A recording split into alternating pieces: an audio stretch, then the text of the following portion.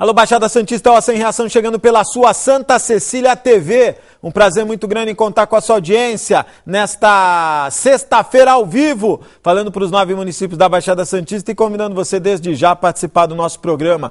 3224-7017, 3224-2944. Nesta sexta-feira nós temos a presença, ao meu lado, o professor Fábio Giordano, ele que é professor aqui na Universidade de Santa Cecília, diretor do curso de Pedagogia, gentilmente atendendo ao nosso pedido.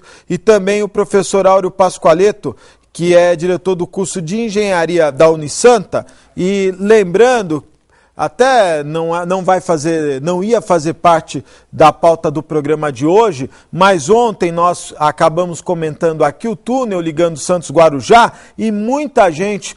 Pelo menos recebi uns 10 e-mails, nós debatemos isso muito aqui com o vereador Zé Carlos, lá do Guarujá, que participou da audiência, falou do interesse dos holandeses. Então nós também vamos dar uma pitadinha nessa questão da implantação de um túnel ligando Santos a Guarujá. Hoje nós vamos debater um pouco. Sexta-feira passada eu trouxe ao programa o ambientalista, o Plínio Melo, lá de Peruíbe, da ONG MONG, gentilmente veio ao programa, e também o advogado, o doutor Pacilo, junto com o Geraldo, que é um proprietário de uma grande área na área continental, estava preocupado com essa questão dos impactos ambientais de um empreendimento denominado Complexo Bagres, que vai ser instalado ali no estuário. O Plínio Melo trouxe aqui, fez algumas considerações importantes que devem ser utilizadas na reflexão do que é desenvolvimento, do que é crescimento. Inclusive, nós mostramos aqui um depoimento importante de uma professora que tem um conhecimento muito amplo nessa área de meio ambiente, que nós vamos mostrar daqui a pouco no programa. A pergunta, eu acho que mais se faz é o estuário, o canal que todos nós crescemos acompanhando o seu desenvolvimento, ele vai comportar a implantação de tantos empreendimentos portuários como vem sendo divulgados. Nós temos aí BTP, Complexo Bagres, Embraport, o professor Giordano me lembrou também do outro empreendimento, Bagres. O estuário aguenta, professor? Boa tarde e obrigado por obrigado pela participação. Muito boa tarde aos ouvintes do Ação e Reação. A nossa preocupação é sempre com a sustentabilidade, né? O progresso, claro, ele virá à região, ele deve vir à região, mas nós sempre precisaremos pensar o quanto que a nossa região tem de um termo que o ecólogo chama de resiliência. A resiliência é o poder da natureza nos devolver tudo aquilo que de alguma forma nós retiramos dela. É como se fosse uma borracha que você joga na parede. Se ela é mole demais, ela volta muito rápido. Se ela é dura demais, ela para ali mesmo. Então a gente tem que, de certa forma, quando fazer as intervenções na natureza, fazer com que essas sejam de forma sustentável, ou seja, para que a bola sempre volte à nossa mão, né? E numa velocidade adequada. E numa velocidade adequada e com o que existe de mais moderno de tecnologia, porque a tecnologia está aí exatamente para nos servir, né? É verdade, nós não podemos estar só servindo a tecnologia, exatamente, né? Tem que haver essa... Boa tarde, professor, obrigado pela participação. O senhor participou da audiência pública, eu também estive lá. Até uma coisa curiosa, eu, como integrante da SOS Orquidário, ouvi 20 pessoas. Então eu observei lá as pessoas que estavam participando na audiência pública, e durante a audiência eu escutei 20 pessoas e até perguntei para o senhor, não é, qual a sua opinião, o senhor é a favor ou contra o empreendimento? E a pessoa dizia, sou a favor, sou contra, por quê? Qual o motivo que é a favor, qual o motivo que é contra? O senhor vai lembrar dessas perguntas porque fiz ao senhor também. E me chamou a atenção que de 20 pessoas que eu indaguei, representativas, eu falei desde o pescador até de moradores, engenheiros, especialistas ambientais, das 20 pessoas, 16 são a favor do empreendimento, 4 são contra. E pontuamos, não é, o porquê dessa contrariedade ao empreendimento. Interessante saber as dificuldades que a pessoa aponta a não querer um empreendimento, se são sanáveis ou não. Mas a sua pergunta me chamou muita atenção, foi uma pergunta muito específica, muito técnica, mas que realmente chama a atenção. O senhor perguntou, se eu estiver enganado, o senhor, por favor, me corrija, o senhor perguntou, falando para os leigos, né? Como é que essa área toda, de mais de 1 milhão de metros quadrados, vai ser estanqueada, é isso? Não, está errado. Boa tarde, obrigado por vir ao programa. Boa tarde, Vamos traduzir agora para Vamos lá, falar realmente uma linguagem que seja bem acessível aí. Boa tarde a todos os telespectadores. Realmente me chama bastante atenção esse projeto aí do Complexo Bagres aí, vamos dizer, porque ele é um projeto diferenciado. A gente tem visto inúmeros projetos sendo implantados aí no Porto Santo, tanto na margem direita quanto na margem esquerda, e que tem realmente um foco na movimentação de containers principalmente.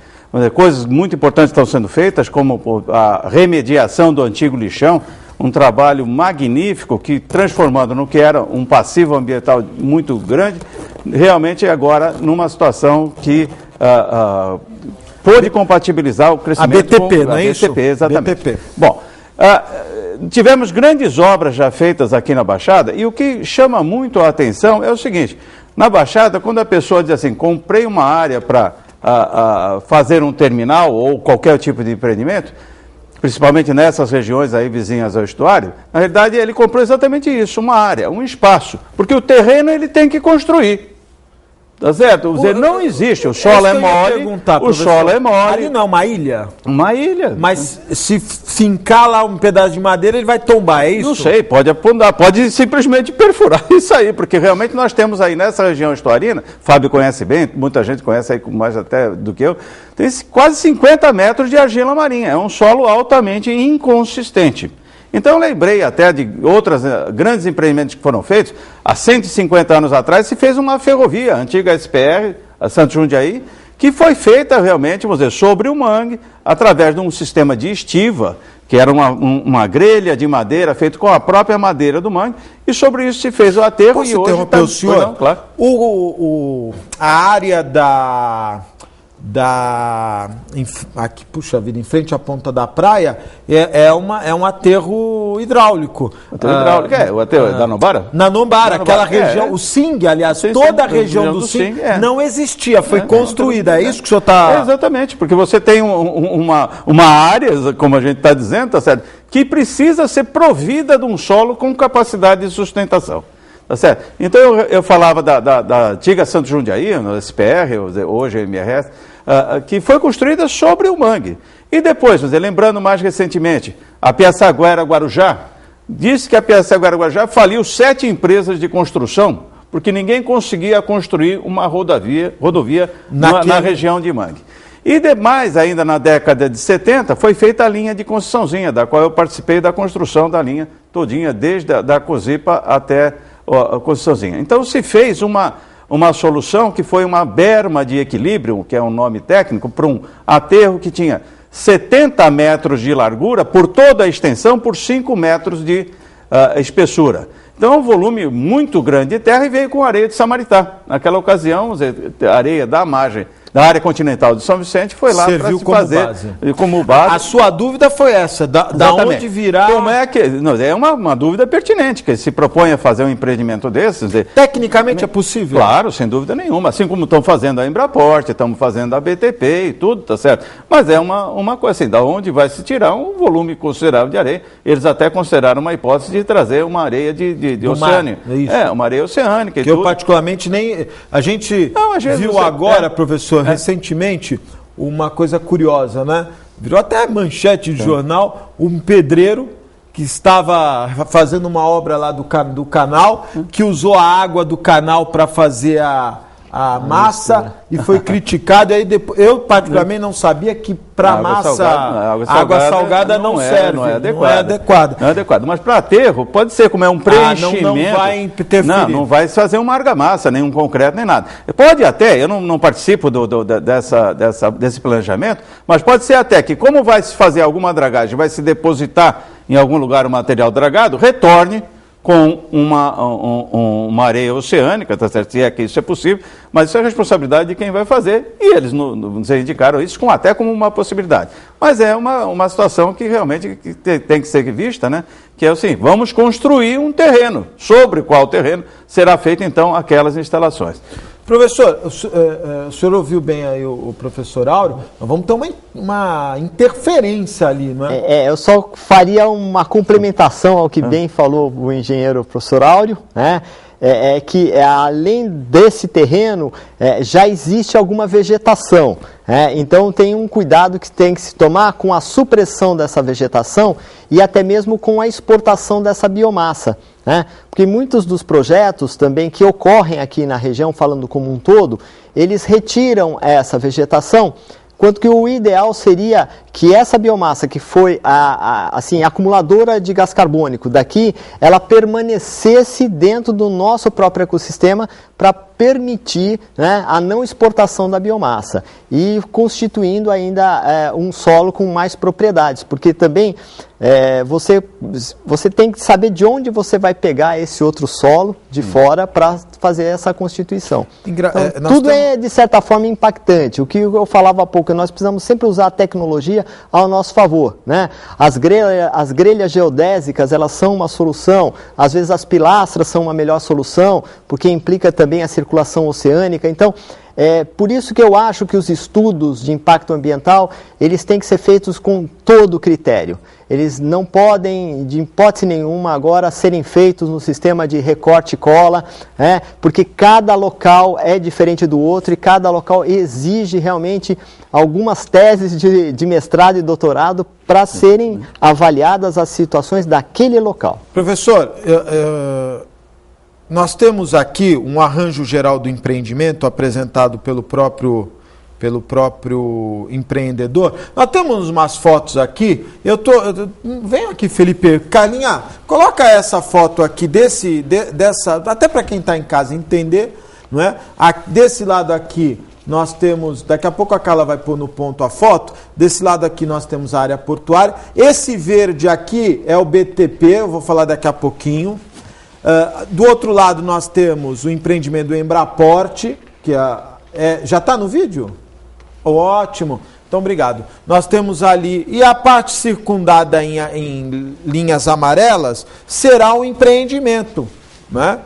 Tem ali o Largo do... Canel, Santa Rita. Isto. E o Largo...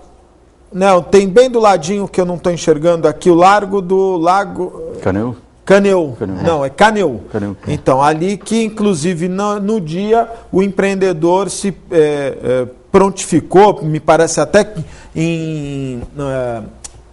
combinado, né, combinado que eu digo, acertado com a Prefeitura de Santos, da preservação desse largo. Não é? O empreendimento ele estaria situado ali.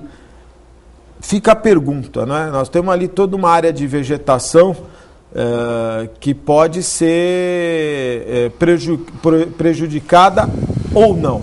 Agora, a área portuária, ela precisa crescer. Hoje é o grande desafio ao crescimento da área portuária. Exato. Esse é um projeto, pensando em termos do original PDZ, que é o Plano de Desenvolvimento e Zoneamento do Porto de Santos.